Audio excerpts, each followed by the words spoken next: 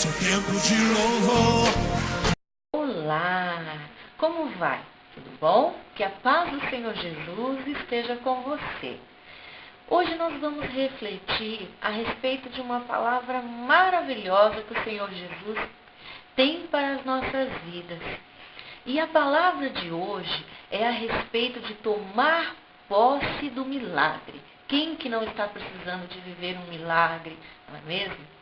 E nós vamos ler a respeito disso lá em 1 Reis, capítulo 17, do versículo 16 ao 18. Vai correndo, pega a sua Bíblia, abra ela lá em 1 Reis, que você vai ver que Deus tem coisas maravilhosas, segredos espirituais para você. Amém?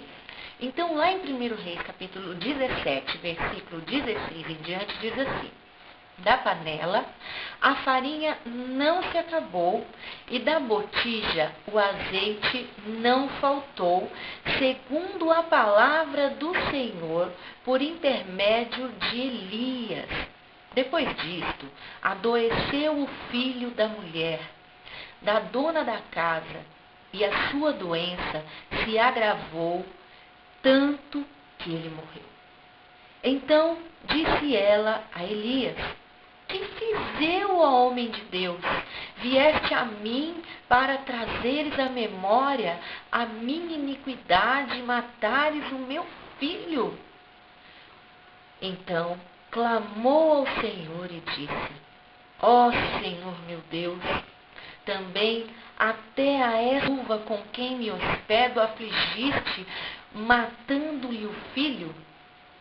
E lá em Isaías, capítulo 57, versículo 18 a 19, diz assim: tenho visto os teus caminhos e o sararei, também o guiarei e lhe tornarei a dar a consolação, a saber, aos que dele choram, como fruto dos seus lábios, criei a paz.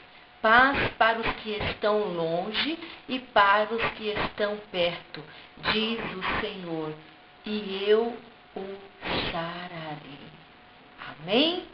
Glória a Deus. Então nós vamos ver agora quais os impedimentos de tomar posse do milagre, ou seja, o que é que nós fazemos, o que é que acontece na nossa vida que faz com que nós não vivamos os milagres do Senhor. Em primeiro lugar, a falibilidade da natureza humana. Em segundo lugar, achar que Deus está contra nós.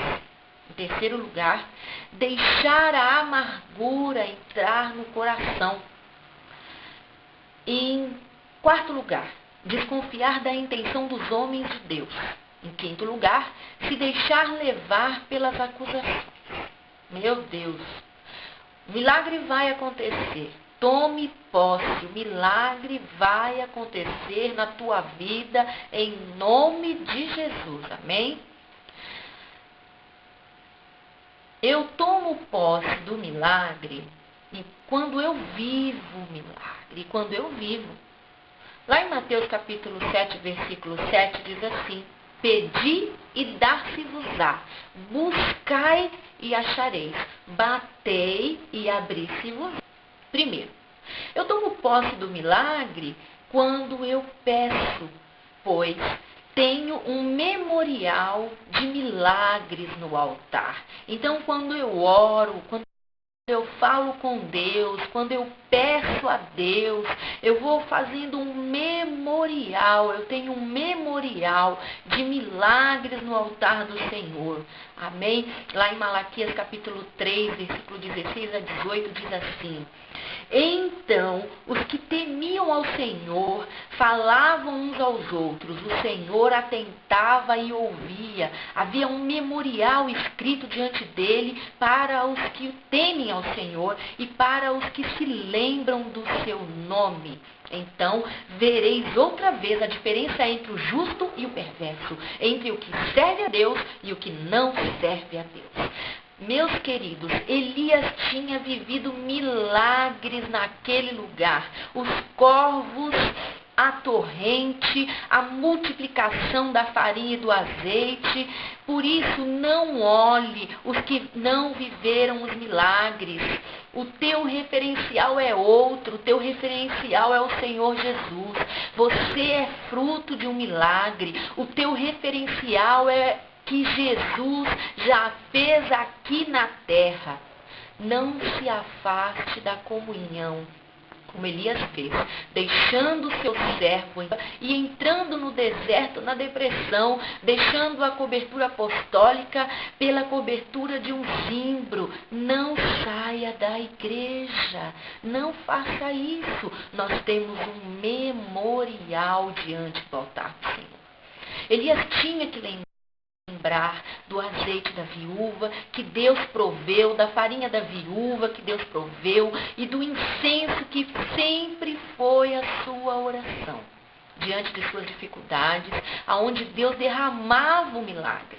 Mas infelizmente por alguns momentos ele havia se esquecido disso. Lá em Apocalipse capítulo 8, versículo 4 a 5, diz assim: e da mão do anjo subiu diante de Deus a fumaça do incenso com as orações dos santos. Versículo 5 diz: depois do anjo tomou o incensário, encheu do fogo do altar e o lançou sobre a terra, e houve trovões, vozes, relâmpagos e terremotos. Meu Deus, que maravilha! Já pensou o poder que há na sua oração e na sua atitude? Em segundo lugar, eu tomo posse, você toma posse do milagre quando você busca, quando eu busco e paro de reclamar e clamo pelo milagre.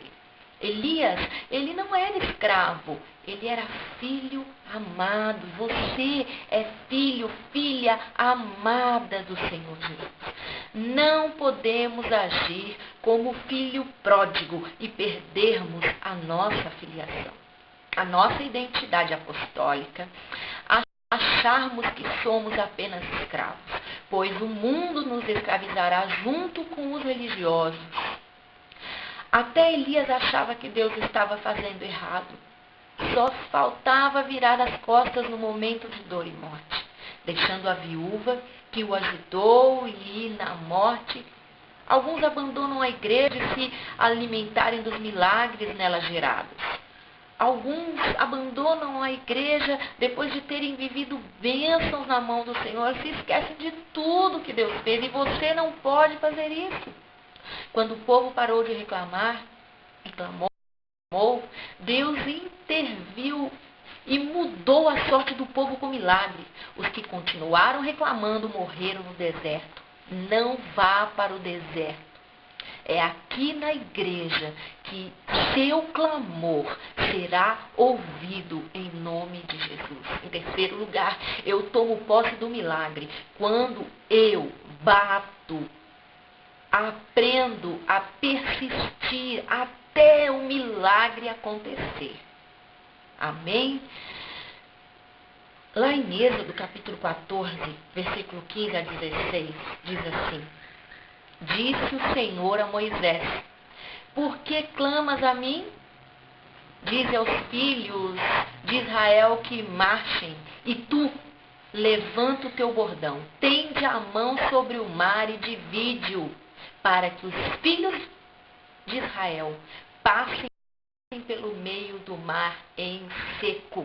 Moisés, como Elias, estava agora pressionado pela situação, mas segundo a voz de Deus, persistiu e o mar se abriu e o milagre aconteceu. Amém? Não era tempo mais de reclamar, era para reagir, e é tempo de você reagir em nome de 7 vezes para viver outro milagre. Nunca pare.